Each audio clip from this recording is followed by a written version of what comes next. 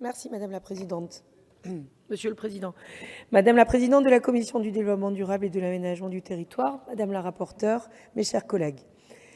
3 ans après la loi pour la reconquête de la biodiversité qui avait pour ambition de fusionner 4 établissements publics afin de protéger et de valoriser nos richesses naturelles, nous voilà réunis pour voter l'ultime unification entre 2 opérateurs aux activités complémentaires qui n'avaient pu être réalisées en 2016.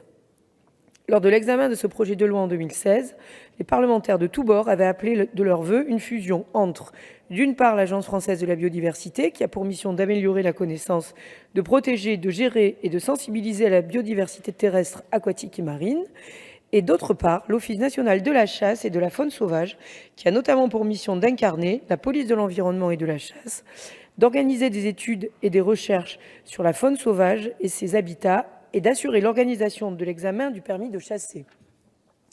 L'articulation de ces 2 instances clés pour la reconquête et la préservation de la biodiversité n'avait pu être réalisée car elle ne pouvait se faire sans l'accord des chasseurs qui sont partie prenante de la gestion de la faune sauvage. Nous sommes réunis aujourd'hui pour enfin parachever ce travail initié il y a maintenant 3 ans. Il s'agit donc ici d'un texte d'importance car nous constatons depuis plusieurs années déjà l'érosion accélérée due aux activités humaines de notre biodiversité. Face à la fragilité des équilibres naturels, il en va de notre responsabilité de les protéger. L'Office français de la biodiversité aura ainsi pour vocation d'améliorer l'efficacité des politiques de l'environnement, en particulier dans le domaine de l'eau et de la biodiversité, et renforcera la police de l'environnement sur nos territoires. Nous ne pouvons donc qu'accueillir favorablement l'accord en commission mixte paritaire sur ce projet de loi de fusion. Le délit d'entrave, qui ne faisait pas partie du projet de loi initial, constituait le principal point de blocage et, sur ce sujet, l'engagement du gouvernement nous paraît assez fort. Il peut en effet exister des situations répréhensibles dans lesquelles des personnes s'attaquent à l'intégrité des chasseurs et de leurs animaux. Ces faits doivent être poursuivis dès lors qu'il y a violence physique ou même en cas de menace. Toutefois, ce projet de loi relatif à une fusion de 2 établissements ne paraît pas le véhicule législatif le plus approprié. L'inscription prochaine à l'ordre du jour de la proposition de loi du sénateur Jean-Noël Cardoux permettra de discuter de façon plus globale de l'augmentation de la violence à l'égard des chasseurs, mais également à l'égard d'autres catégories de personnes, je pense en particulier aux agriculteurs.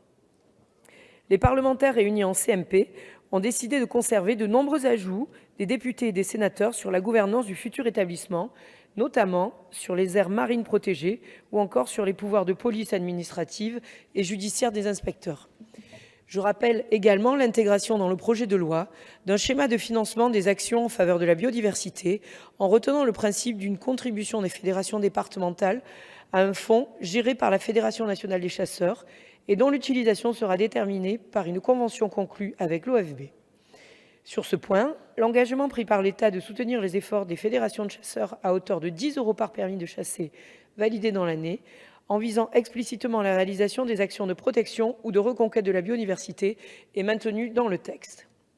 Je salue également le maintien des dispositions que le groupe Modem et Apparentés avait fait adopter, notamment l'extension de l'expertise du futur opérateur à l'évaluation de l'état de la faune sauvage, la possibilité offerte aux régions de créer conjointement avec le nouvel établissement public national compétent en matière de biodiversité des offices régionaux de la biodiversité et ainsi garantir la stabilité des structures existantes.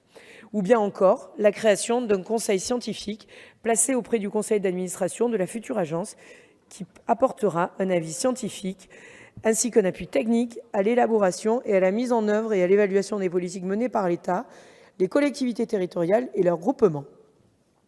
Pour conclure, je vous affirme le soutien du groupe Modem et Apparentés, car ce texte engage la modernisation souhaitable du dispositif institutionnel français en matière de protection des espaces naturels et des espèces sauvages. Comme l'ADEME dans le domaine de la transition énergétique et écologique, l'Office français de la biodiversité deviendra le fer de lance de la stratégie nationale pour la biodiversité et pour la protection de notre faune sauvage. Je vous remercie. Merci Madame la députée.